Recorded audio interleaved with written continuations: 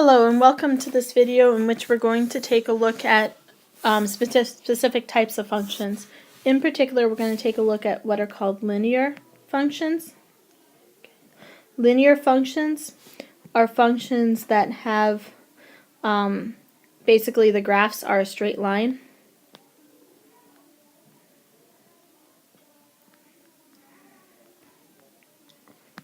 Okay.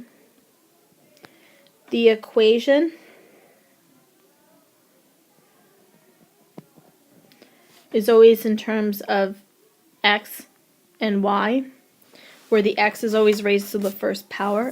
I'm always dealing with like 3x or 5x or 7x. And then the tables have the same ratio.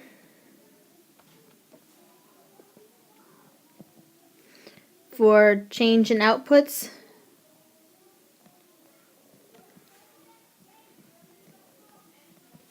to the change in input. And we'll take a look about a little bit more about what this means. A nonlinear function are where the graphs are not a straight line.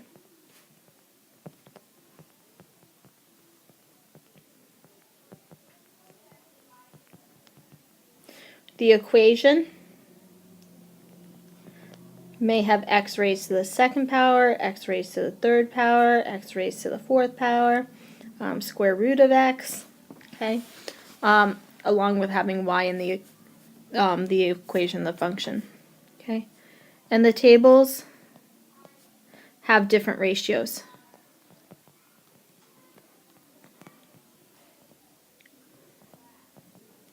When I do change in outputs, to the change in inputs. Let's take a look at what some of these mean. So for example, I have a function table. Okay, I am going to go through and say, okay, to get from 1 to 2, I add 1, 2 to 3, I add 1, 3 to 4, I add 1. This is the change in the inputs. Okay. And down here, I have the change in outputs.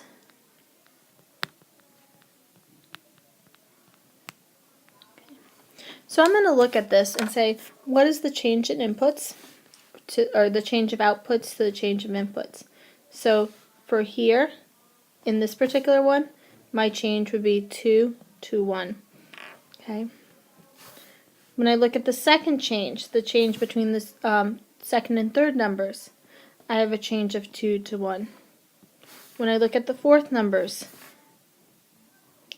I have a change of 4 to 1. Since these have two different ratios, okay, these two might be the same, but these two are not equal. So therefore, this would be considered a nonlinear equation or nonlinear function. In order to be linear, these change in outputs would all need to be the same. Okay, and then if I were to go to graph these, what I would end up with is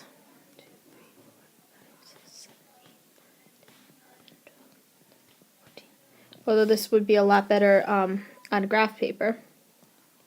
If I was to do this, this would be 1 to 6, 1, 2, 3, 5, 6, which would be right here.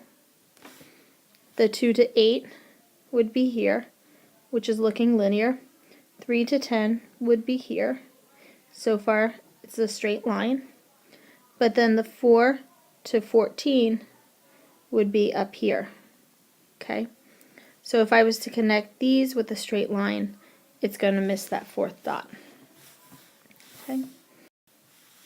Let's go ahead and look at another one. Okay? Where if I'm going to look at these change of ratios, I would have 3 to negative 1. The second one, I would have adding 6 to the negative 2, which reduces down to 3 over negative 1. And then the last number would be 9 over negative 3, which reduces down to 3 over -1. Since these are all the same, it's the same ratio of the change of outputs to the change of inputs, so I would say that this is linear because of that.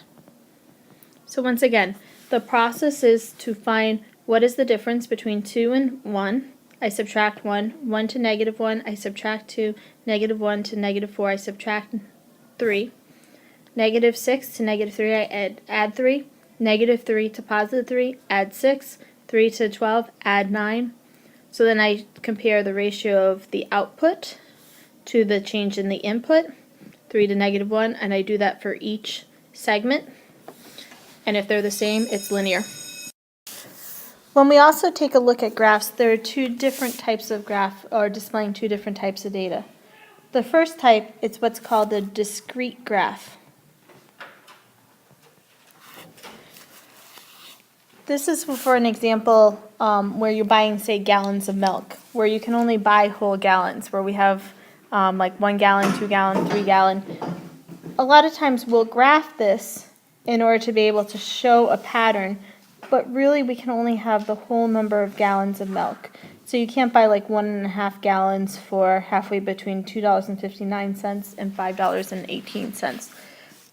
But in order to show a trend, we'll show that it's a linear relationship, but it's a discrete graph because we only have the full dots, and we use a dotted line in between to show that it's discrete, while showing the pattern, but also showing that it can only be whole numbers. We also have what's called a continuous graph. So something like this example, where we're dealing with somebody lifting weights and burning calories and walking, sort of exercising for a certain amount of time, where we can exercise for half an hour, hour and a half, and the number of calories that's burned will continuously go up. So I could stop at any point on this line and get a value. That is realistic. So that's why I say this is a continuous graph. That it makes sense to have all these values in between where I might have the dots, the points plotted. When we begin to look at nonlinear graphs, we examine the wide range of functions, where if I have a straight line, I say it's going to be a linear. And then these last two, the functions 2 and 3, are nonlinear because I do not have a straight line. Okay, the straight line has to be continuous. It has to go only in one direction. If this were to change directions, it would also be nonlinear. And I can tell this by a table of values because the ratios won't be the same as I saw before. Where if I compare the ratios, -3 to 2, this ratio is -3 to 2. This ratio is -3 to 2. Since these are all the same, I say that this function is going to be linear. It's going to form a straight line if I plot those values of x and y. If I'm plotting values, I'm plotting x and y. Okay, if I'm comparing the ratios, then I'm going to use the change in values. If I look at the second example, this would be a ratio of 7 to 1. This would be a ratio of 19 to 1. Right away, they're different, so it's going to be non-linear. So this is what we're going to be working with in these days before your test.